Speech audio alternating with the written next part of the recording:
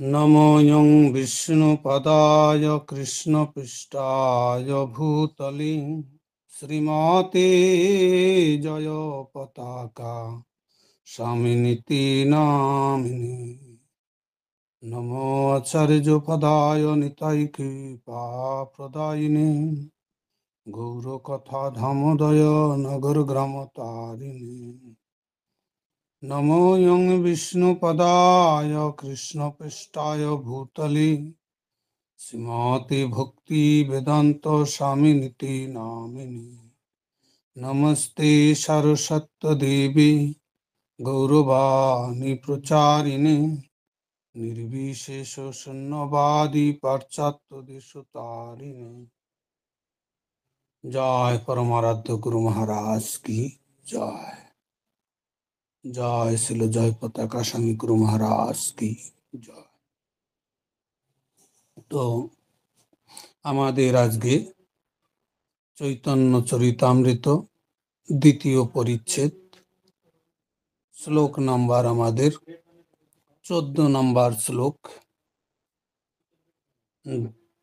যস্য প্রভবত জগৎ অণ্ডকোটি কোটিষু অশেষ বসুধায়াদি বিভূতি ভিন্নম তদ্ব্রহ্ম নিষ্কলম অনন্তম অশেষভূতম গোবিন্দমাদিপুরুষং তমাহং ভজামি।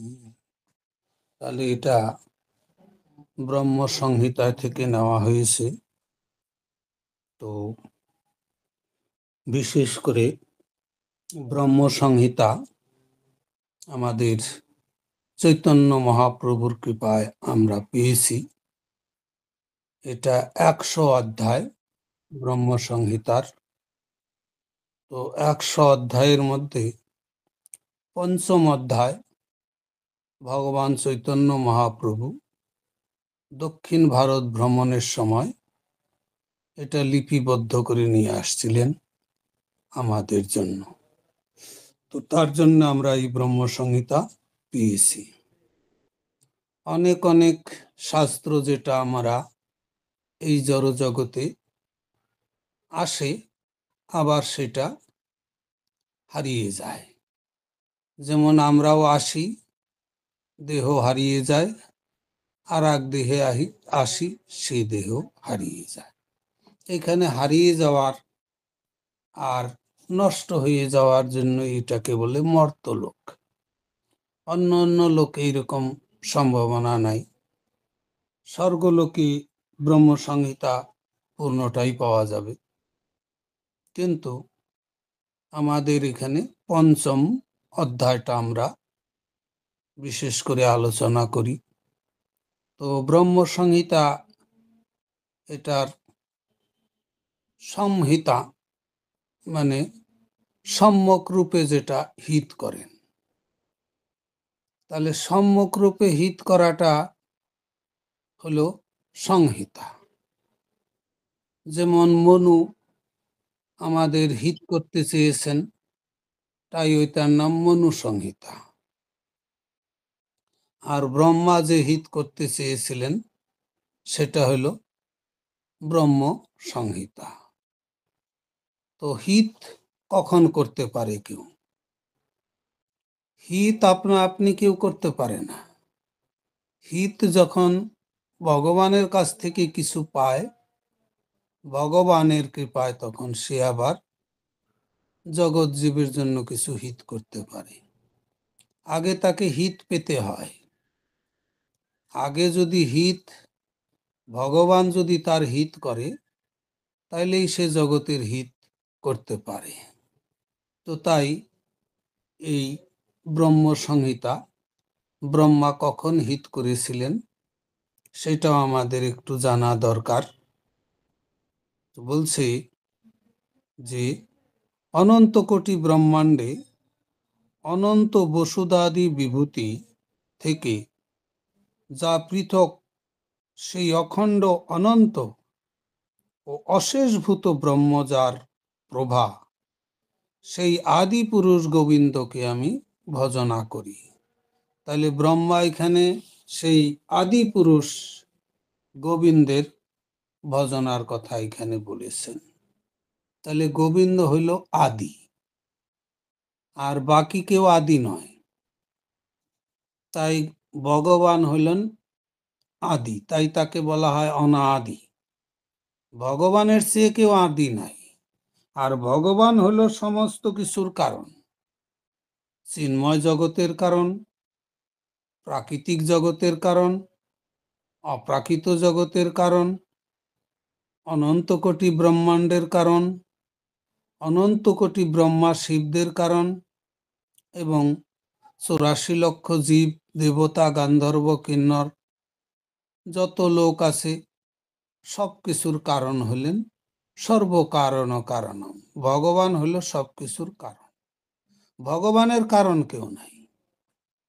ভগবান সর্বদাই ভগবান। যেমন আমাদের কারণ থাকে, আমাদের কি কারণ এখানে আসার? কর্মফল হইল কারণ। যেমন কর্ম তেমন ফল, আর জন্ম মৃত্যু নিয়ে খাও খালি এই জড় জগতে ঘোলা জল। তো এখানে আমাদের বারবার আসা যাওয়া, এটা কর্মফলে করায়। অনেকে বলে ফল কি করে করায়? হ্যাঁ, আম খেয়ে আপনি তার বীজ ফেলে দিবেন, সেই আঠির থেকে আর একটা আম গাছ তো হবেই। তো কাজেই কর্মফল, ফলটা অবশ্যই কর্ম করলে তার ফল আসবেই। যে কোনো কর্ম করুক তার ফল আসবেই, ফল হবে। এখানে এখানে ফল উৎপন্নের জায়গা। যাই কিছু করবে, কাজ না করলেও অনেকে আবার চালাকি করে যে কাজই করব না, তাহলে ফল কি করে হবে? কাজ নিষ্কর্ম। অনেকে আমাদের ভগবদ গীতায় বলা আছে যে তারা কর্ম করে না। কেন? কর্ম দেখে ভয়। কর্ম করলে ফল ভোগ করতে হবে, সুতরাং কর্মই করব না, ফল ভোগ কি করে করব? তো কর্ম করলে তো ফল ভোগ করতে হবে, কর্ম না করলে কি করে ফল ভোগ করবে? তো দেখা যায় যে সে কর্ম না করে থাকতেই পারবে না, কারণ তাকে খেতে তো হবে। খাওয়া একটা কর্ম কিনা? ভার খাওয়াটাও কর্ম।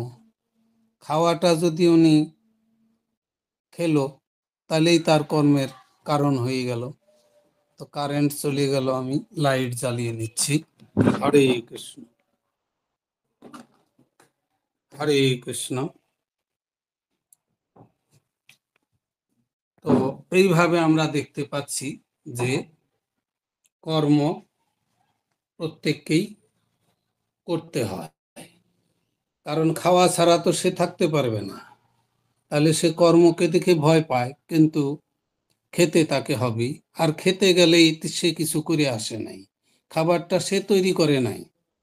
চাল ডাল গম আটা সূর্যের কিরণ চন্দ্র বাতাস, কোনো একটা জিনিস যিনি ব্যবহার করছেন, সব ওর একটা জিনিস উনি নিজে হাতে তৈরি নয়। উনি সবকিছু যেটা গ্রহণ করছেন সব ভগবান তৈরি করে দিয়েছে।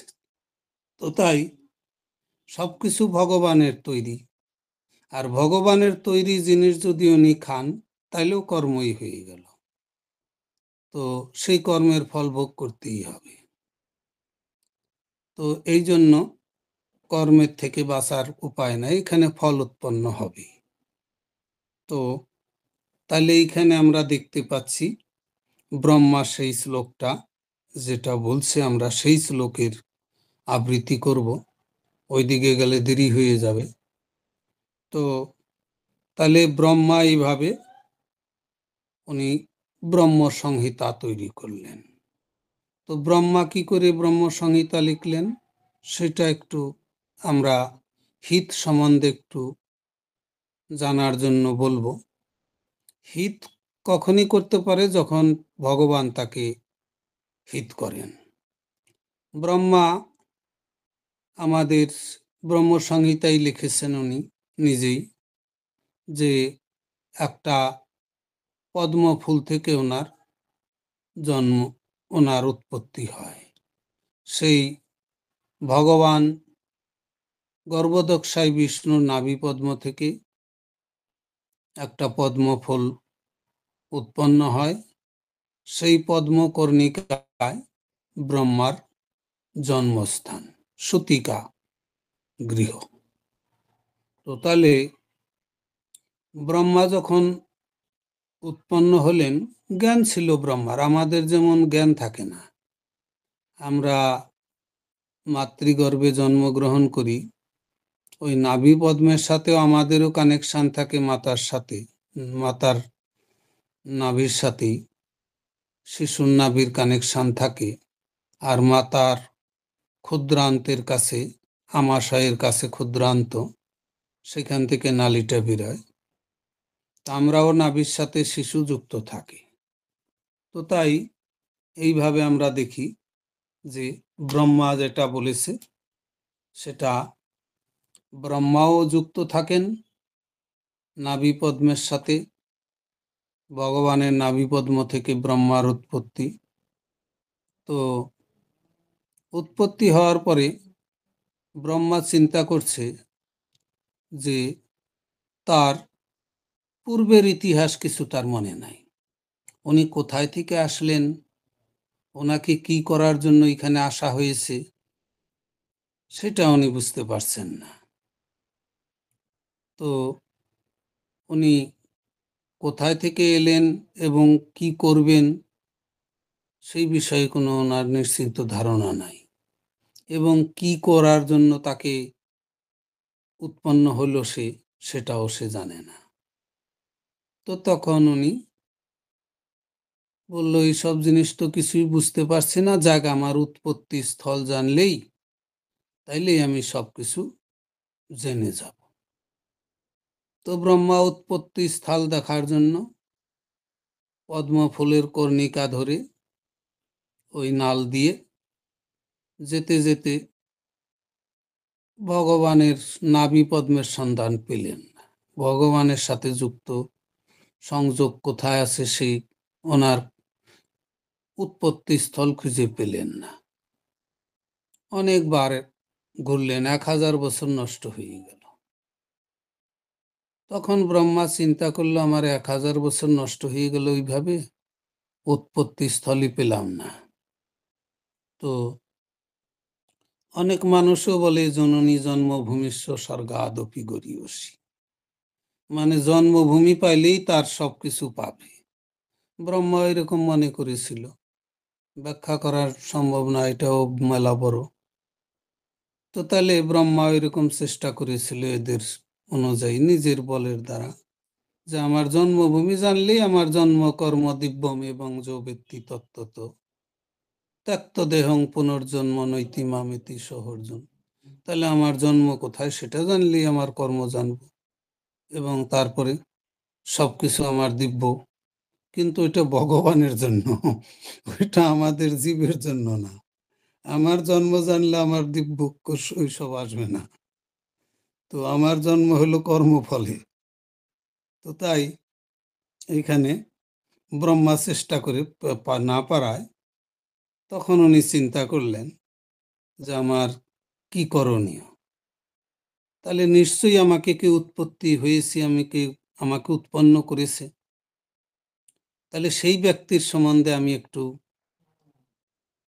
অনুসরণ করি তাকেই। সে উৎপন্ন যখন করেছে, সে আমাকে আহারও দিবেন, আমার কি করতে হবে তাও বলবেন। তো ওনার শরণাগত হলেন। ওনার শরণাগত হওয়ার পরে দেখলো সেই জলের মধ্যে থেকে ত আর প বলে দুইটা বর্ণ উচ্চারিত হয়েছে। তো তখন ব্রহ্মা বুঝতে পারলো যে আমাকে তপস্যা করতে হবে। তাহলে ব্রহ্মা জ্ঞানী। আমরা কিন্তু জন্মগ্রহণ করার পরে মলমূত্র খাবে, কিছুই খাওয়াই জানে না, সে খাওয়াই শিখে নাই। কেউ খাওয়া শিখাবে তারপরে তো খাবে। আমাদের দুরবস্থা অনেক, সেগুলা বলতে গেলে একদিনও ফুরাবে না। তো ব্রহ্মার ওই রকম দুরবস্থা নাই, দেখছেন। উনি জ্ঞানও আছে, তথাপি উনি চেষ্টা করছেন যে আমার কি করতে হবে। আমরা তো তাও জিজ্ঞাসা করি না, আমরা তো পড়াশোনা করি, তাও কাউকে জিজ্ঞেস করি না আমি কি করব। আমরা নিজেরাই মাতব্বরি করি, আমার এই করতে হবে, এটা করতে হবে, আর একজনকে উপদেশও দিই। এইভাবে করেন। তো ব্রহ্মা সেই রকম না। ব্রহ্মা একদম ভগবানের তপস্যা শুরু করলেন। তপস্যার পরে ব্রহ্মা দেখলেন যে ভগবান তার বাঁশরীর শব্দ শুনতে পেলেন। তো এইভাবে ভগবান বাঁশরীর শব্দের মাধ্যমে তাকে গায়ত্রী মন্ত্র প্রদান করলেন। ভগবান দেখলেন যে আগে শুদ্ধ না হলে আমাকে দেখবে কি করে, তো তাই ভগবান তাকে বাঁশরীর শব্দে গায়ত্রী মন্ত্র প্রদান করলেন। আর ব্রহ্মা মনে করলেন, বাহ, এই মন্ত্রই আমাকে জপ করতে হবে। তখন সে সেই গায়ত্রী মন্ত্র জপ করে। সেই গায়ত্রী মন্ত্র জপ করার ফলে ভগবানকে সে কৃপা লাভ করে, ভগবানের দর্শন পায়। দর্শন পাওয়ার পরে সে ভগবানের দিব্য ধাম দর্শন পায়। যেমন আপনাকে আমি দেখব, তো আপনার বাড়িটাও তো দেখব। আপনি নেটে আছেন, যদিও আপনার এখন নিজেকে গোপন করে রেখেছেন। যখন ওই নেটে স্পষ্টভাবে আসবেন, তখন তো আপনি যে জায়গায় আছেন সেই জায়গাটাও তো দেখা যাবে না। তো ব্রহ্মা ভগবানের জায়গাটাও দেখে নিলেন। তো তখন ভগবানের জায়গা সবকিছু দেখতে পেলেন, আর গায়ত্রী মন্ত্রও পেলেন। তখন সেটা অনর্গল জপ করলেন আরো আনন্দের চোটে। তখন ভগবানকে দেখা মাত্রই তার দিব্য জ্ঞান হৃদয়ে প্রকাশিত, দিব্য জ্ঞান আসলো। তখন দিব্য জ্ঞানের মাধ্যমে উনি এই বেদ রচনা করলেন।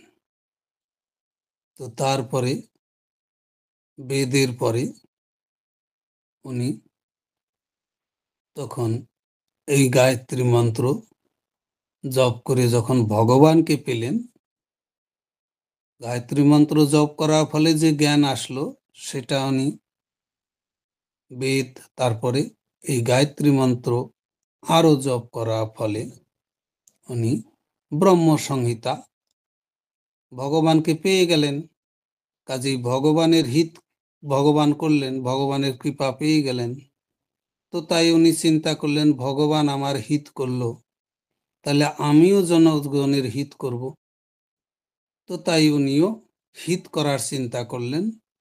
তাই এই ব্রহ্ম সংহিতা উনি রচনা করলেন। তো এইভাবে আমরা ব্রহ্ম সংহিতা পেলাম। তারই একটা শ্লোক আমরা আবৃত্তি করলাম এখানে। শ্লোকটা 5 নাম্বার শ্লোক হবে। তো যাই হোক, এই শ্লোকে যেটা বলা হয়েছে সেটা আমরা এখন বলবো যে অনন্ত কোটি ব্রহ্মাণ্ড, অনন্ত বসুদাদি বিভূতি থেকে সেই যেটা অখণ্ড এবং অনন্ত, জগতে আমরা সবকিছু চিন্তা ভাবনা করি, সবকিছু খণ্ড খণ্ড। যেমন আমরাও ভগবানের ভিন্নাংশ, খণ্ড খণ্ড অংশ। তেমনি আমাদের যে মন, মন প্রত্যেক মানুষের মধ্যে ভাগ হয়ে যে খণ্ড খণ্ড আছে, মনটাও আপনার মন আমার মন আলাদা, কিন্তু মন তো একই। কিন্তু মন অনন্ত কোটি দেহের মাধ্যমে, অনন্ত 84 লক্ষ প্রজাতির ভিন্ন ভিন্ন দেহের মাধ্যমে মন ভিন্ন ভিন্ন রস আস্বাদন করছে। আস্বাদনটা করছে মন, দেহ করছে না। দেহ তো জড় পদার্থ, মনও জড় পদার্থ, কিন্তু মন আস্বাদন করছে কার মাধ্যমে? না, এই জীবাত্মার মাধ্যমে। জীবাত্মা উনি ভগবানের ভিন্নাংশ। তাই জীবাত্মা, আত্মার অর্থ হইল ব্যাপক। তাহলে ইনি দেহে যে আছে, দেহি জীবাত্মা, ইনি সমস্ত দেহটার চেতনা প্রদান করেন। দেহটা জড় পদার্থ, তো প্রধান হইল মন। বুদ্ধি যদিও প্রধান, কিন্তু বুদ্ধি মনের সাথে পারে না, বুদ্ধিকে মন পরাভূত করে দেয়। তো তাই মন সব ইন্দ্রিয়ের কন্ট্রোলার। তো তাই এইভাবে আমরা দেখতে পাই যে ব্রহ্মা এইভাবে জানল। তখন উনি হিত চিন্তা করলেন। এই জন্য আমি হিতের কথা বললাম, মন টনের দ্বারা হিত হয় না। হিত হয় ভগবান হিত করলে, তখনই সে হিত করতে পারে, জগতের হিত করতে পারে। তো তাই ব্রহ্মা এটা ব্রহ্ম সংহিতা রচনা করলেন, এবং এই অনন্ত কোটি ব্রহ্মাণ্ড, যিনি কারণোদকশায়ীর বিষ্ণুর শ্বাস প্রশ্বাস থেকে বের হয়। শ্বাস প্রশ্বাস অর্থাৎ লোমকূপ থেকে। ভগবান লোমকূপের মাধ্যমেও শ্বাস নিতে পারেন। আর আমরা চিন্তা করব নাক দিয়ে বোধহয় শ্বাস নেওয়া যায়, আর কোথাও শ্বাস নেওয়া যায়। শ্বাস ভগবান তার যে কোনো অঙ্গের মাধ্যমে অনন্ত কোটি ব্রহ্মাণ্ড পরিচালনা করতে পারে। আর আমরা যে কোনো অঙ্গের মাধ্যমে বিশেষ জিনিসই আমরা গ্রহণ করতে পারবো। আমাকে যদি বলে গন্ধ আস্বাদন করেন, নাকের মাধ্যমেই করব। নাক যদি বন্ধ করে দেয়, গোটা শরীর, পাছা, হাত, নাক, কান টান দিয়ে যদি দেয়, যাবে না, গন্ধ গ্রহণই করতে পারবে না। তাহলে আমরা বশ, প্রকৃতির বশ। আমাদের যেটা অঙ্গ আছে, সেই অঙ্গের মাধ্যমেই আমরা গ্রহণ করতে পারবো, তাছাড়া অন্য অঙ্গ দিয়ে গ্রহণ করতে পারবো না। যেমন ভগবান কিভাবে পূর্ণ দেখুন। আমরা যদি খাওয়ার খিদা পায়, যদি কেউ বলে না কান দিয়ে দাও, কান দিয়ে খাওয়িয়ে দাও, ওইটাও তো ফুটোই, ওই ছিদ্র দিয়ে দাও। নাক দিয়ে দাও, খেতে পারবো না আমরা, নাক দিয়ে কান দিয়ে খেতে পারবো না।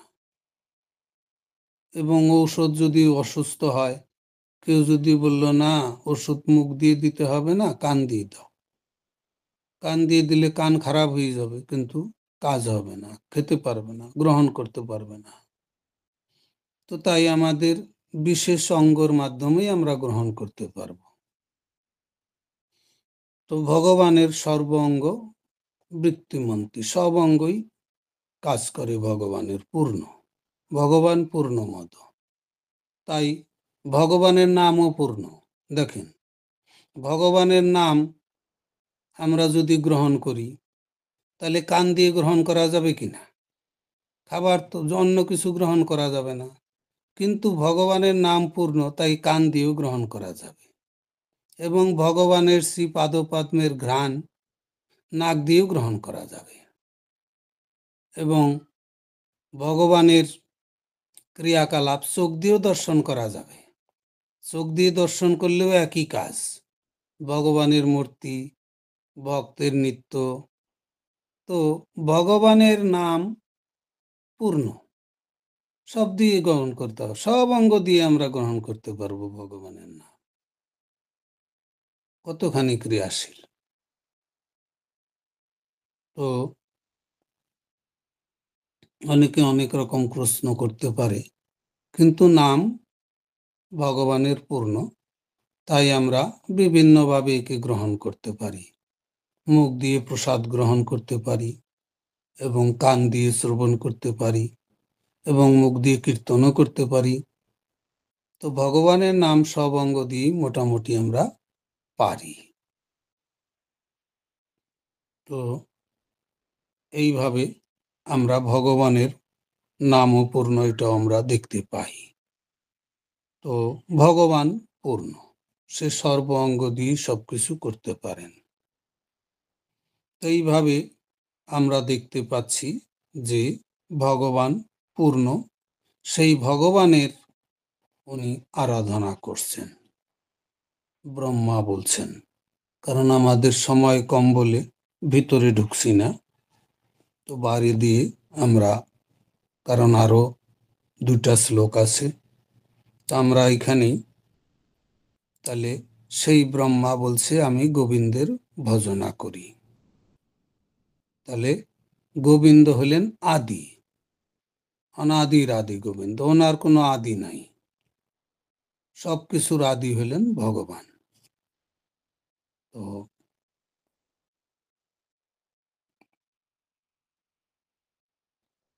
এর পরের শ্লোকে আমরা যাব, 15 নম্বর শ্লোক। 15 নম্বর শ্লোক, কোটি কোটি ব্রহ্মাণ্ডে যে ব্রহ্মের বিভূতি, সেই ব্রহ্ম গোবিন্দের হয় অঙ্গ কান্তি। তাহলে ভগবানের সে এই শ্লোকে বলছে, ব্রহ্মা বলছেন।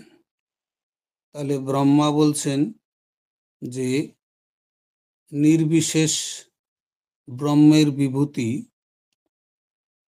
সেটা কোটি কোটি ব্রহ্মাণ্ড জুড়ে পরিব্যাপ্ত। সেই ব্রহ্ম হচ্ছেন গোবিন্দের অঙ্গকান্তি। তাহলে অনন্ত কোটি ব্রহ্মাণ্ড যে পরিচালনা করছেন এই ব্রহ্মজ্যোতির দ্বারাই। ব্রহ্মজ্যোতি অনন্ত কোটি ব্রহ্মাণ্ডকে পরিচালনা করতে পারেন। যেমন সূর্য, সূর্য সূর্য জগতেই আছে, সৌরলোকী, সৌরজগতেই, তাকে আসতে হয় না।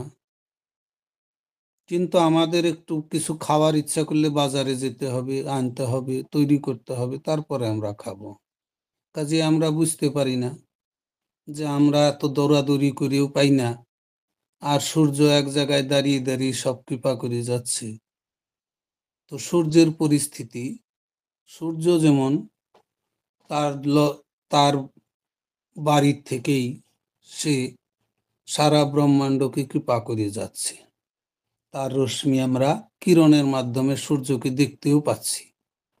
সূর্যকে দেখার ক্যাপাসিটি আমাদের চোখে নাই, কিন্তু কিরণের মাধ্যমে আমরা সূর্যকে আমাদের মানে ক্ষমতা অনুসারে আমরা দেখছি। আমাদের যতটুকু ক্ষমতা আছে চোখে, সেই অনুসারে কিরণ আমাদের দেখাচ্ছে। তো এইভাবে সূর্যের কৃপা কিরণের মাধ্যমে আমরা সূর্যকে দেখতে পাচ্ছি, এবং সূর্যের কিরণের মাধ্যমে আমরা জ্ঞান লাভ করছি যে আপনাকে দেখছি, আমি নিজেকেও দেখছি, আপনাকেও দেখছি। অন্ধকারে আপনাকেও দেখব না, আমাকেও দেখব না, আশেপাশে কি আছে তাও দেখব না, এবং জীব সম্বন্ধে কোনো আইডিয়াই থাকবে না। না দেখলে কি করে? অন্ধ লোক কি জানে? অন্ধ লোককে যদি বলা যায় যে দিন কি রাত, ও কি বলতে পারবে? না। ওর কাছে সূর্য কোনো সময়ই দেখছে না, অন্ধকারও ও কোনো সময় আলো দেখছে না, ওর কাছে দিন রাত সমান। আর কলিযুগে এইরকম অন্ধ অনেক আছে। অন্ধ লোককে যদি জিজ্ঞেস করা যায় এই সূর্য দেখছো, সূর্য কি জিনিস, এখন কি দিন না রাত, আমি তো জানি না। ও জানে না, দিন রাত কি করে জানবে ও? তো তেমনি মানুষও এরকম আছে কিছু অজ্ঞান অন্ধকারে, তারা বলে ভগবান নিরাকার, ভগবান টগবান নাই, ভগবান আমি মানি না, এরকমও বলে। তাহলে ভগবান উনি মানি না, ওনার মানার উপর ভগবানের নির্ভর করবে? উনি কাকে মানবে সেই প্রকাশ হবে, আর ওনার মানার উপর নির্ভর করবে জগৎ? উনি যদি বলে এই ছেলেটা ম্যাট্রিক পাস, কেউ এসে বলল, আর উনি যদি বলল মানি না, তোর ম্যাট্রিক পাস সার্টিফিকেট চলে যাবে জলে? ও ম্যাট্রিক পাস করেছে, ম্যাট্রিক পাসই থাকবে। ওনার মান্যতার উপর জগতের একটা মশা মাছিও নির্ভর করবে না। মশা মাছিও তার মশা, সে মশাই থাকবে। উনি যদি মশা না মানে, তাই বলে উনি মশার থেকে দেবতা হয়ে যাবে না। গরু গাধা ভেড়া হয়ে যাবে না, এবং ওনার ছেলেও হবে না, মশাই থাকবে। তো ওনার মান্যতার উপর কিছু নির্ভর করে না। এরকম মূর্খ লোক আছে, তারা নিজের মান্যতা নিয়ে ঘুরে বেড়ায়, মান্যতার পকেটে একদম জগৎকে ভরে নিতে চায়। ওনার মান্যতার পকেটে মানে একটা ধূলিকণাও মানে ওনার মান্যতার উপর নির্ভর করবে না।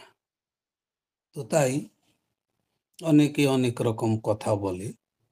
তো এইখানে আমরা সেই শ্লোকের কথা বলবো যে কোটি কোটি ব্রহ্মাণ্ডে যে ব্রহ্মের যে বিভূতি,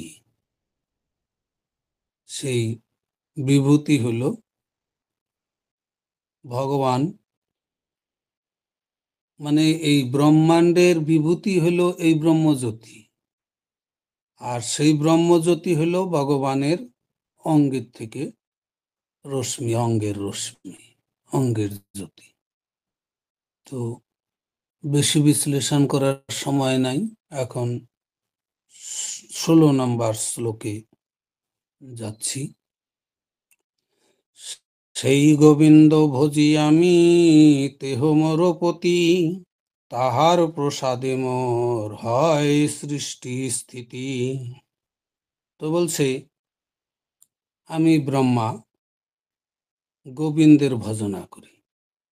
উনি নিজে পরিচয় দিচ্ছেন আমি ভগবানের ভজনা করি। ব্রহ্মা ভগবানের ভজনা করে, আর ব্রহ্মার একদিন হইল 864 কোটি সাল। সে গোবিন্দের ভজনা করে আমাদের একদম সবাইকে বলছে যে আমি ভজনা করি। আর তথাকথিত ধনী লোক আছে আমাদের জগতে কিছু কিছু, তাদের যদি বলা যায় মন্দিরে প্রোগ্রাম হচ্ছে, মন্দিরে চলুন, আরে মন্দিরে গরিব লোক যাবে, আমরা যাব কেন? আমার কি কিছু চাওয়া পাওয়ার দরকার আছে? আমার কিছুর প্রয়োজন নাই, আমার সব কিছুই আছে, আমি মন্দিরে যাব কেন? মানে যাদের খাওয়া পড়া নাই, চলে না, তারা মন্দিরে যাবে, গরিব লোক যাবে মন্দিরে। ধনী মানুষ উনি মন্দিরে যাবে কেন? উনি মন্দিরে যেতে চাবে না। মন্দিরে আমি খাওয়াই কম পড়েছে, আমি তোমার মন্দিরে আমি যাব খাইতে? আমি কত দামি দামি খাবার খাই। তো মন্দিরে যেতে চাইবে না একজন ধনী। তো এইভাবে প্রভুপাদ এই ধনী মানুষদেরও নিয়ে আসছে। প্রভুপাদ বলছে ঠিক আছে মন্দিরে না গেলা, কিন্তু তুমি ভগবানের কোনো তোমার কমি নাই। তো যাই হোক, তোমার কোনো কিছুর প্রয়োজন নাই মন্দিরে যাওয়ার, তাহলে মন্দিরে সবার সহায়তা করো, ভগবানকে কিছু দাও, তুমি ভগবানকে কিছু দাও, তোমার ভগবান তোমার কাছ থেকে নিবে, তুমি ভগবান এর কাছে যাবে না, কিন্তু ভগবান তোমার কাছ থেকে নিতে পারবে। তো ভগবানের দরকার, তোমার তো দরকার নাই, তুমি ভগবানকে কিছু দাও। তো এইভাবে ধনী ধনী মানুষ সে রাগ করে মনে করে আচ্ছা পাল্লায় পড়লাম, তো কিছু লজ্জায় পড়ে দেয়। তো প্রভুপাদ বলছে তা ওর পাপ ক্ষয় হয়ে গেল, ওর কিছু ভগবান গ্রহণ করাই মানে ওর যে অনাদিকালের যে পাপে জর্জরিত অন্ধকারে আছে, অন্ধকার থেকে একটু ওর ভাগ্যের লাইট একটু খুললো, অন্ধকারের কামরার একটা দরজা খুললো, জানলা। তো ধীরে ধীরে ও বুঝবে আলোটা। তো এইভাবে কল্যাণ করেছে প্রভুপাদ। তো যাই হোক, এইখানে বলছে ব্রহ্মা আমি সেই গোবিন্দের ভজনা করি। তো উনি আমাদের মুক্ত ভাবে আমাদের জানিয়ে দিচ্ছেন কোন গোবিন্দের ভজনা করে, কেন ভজনা করে। বলছে না তিনি আমার পতি। পতি মানে পাত ইতি পতি, পাত ইতি যিনি পালন করেন তিনি হলেন পতি। যেমন একজন পুরুষ তার বিবাহ করে তার স্ত্রীকে পালন করে, ভরণ পোষণ করে, স্ত্রী সন্তান আদি সোনা দানা কাপড় চোপড় খাওয়া দাওয়া সবকিছুই তার যা যা প্রয়োজন সবকিছু সে পালন করে, তাকে দিয়ে, তাকে সবকিছু প্রদান করে পালন করে। তো কাজেই পালন যিনি করেন উনি পতি। আর ভগবান হলো পতি, কেননা উনি অনন্ত কোটি জগৎ ব্রহ্মাণ্ড তৈরি করেছেন এবং সেই ব্রহ্মাণ্ডদের পালন করেছেন, ব্রহ্মাণ্ডের জীবদের পালন করছেন। ব্রহ্মাণ্ডে যত আত্মা আছে, যত দেহ আছে, সবাইকেই পালন করছে।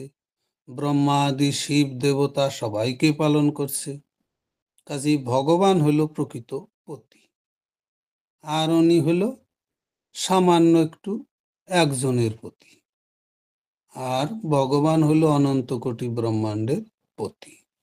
তো তাই ব্রহ্মা বলছে উনি আমার পতি, ব্রহ্মারও পতি। ব্রহ্মা যা কিছু সম্মান পাচ্ছে, খাওয়া পাচ্ছে, এত বড় চাকরি পেয়েছে, সারা ব্রহ্মাণ্ডের সবচেয়ে বড় ইঞ্জিনিয়ার, কাজেই সে স্বীকার করছে যে আমার পতি হলো ভগবান। এখনকার ইঞ্জিনিয়ার বা ডাক্তারেরা তো স্বীকার করবে না, কিন্তু ব্রহ্মা সেটা স্বীকার করে জানাচ্ছেন যে তোমরা স্বীকার না করলেও ভগবানই পতি। তো তার কৃপাতেই আমি ব্রহ্মাণ্ড সৃষ্টি করার শক্তি লাভ করেছি। বলছে আমি এত বড় ইঞ্জিনিয়ার হয়েছি না, এটা ভগবানই আমাকে করে দিয়েছে, আর ভগবানই করাচ্ছেন, আমার কোনো ক্ষমতা নাই। সেটা উনি স্বীকার করছেন যে আমি তার কৃপায় যে যা কিছু করছি সবকিছু ভগবানই করেছেন, আমাকে উপলক্ষ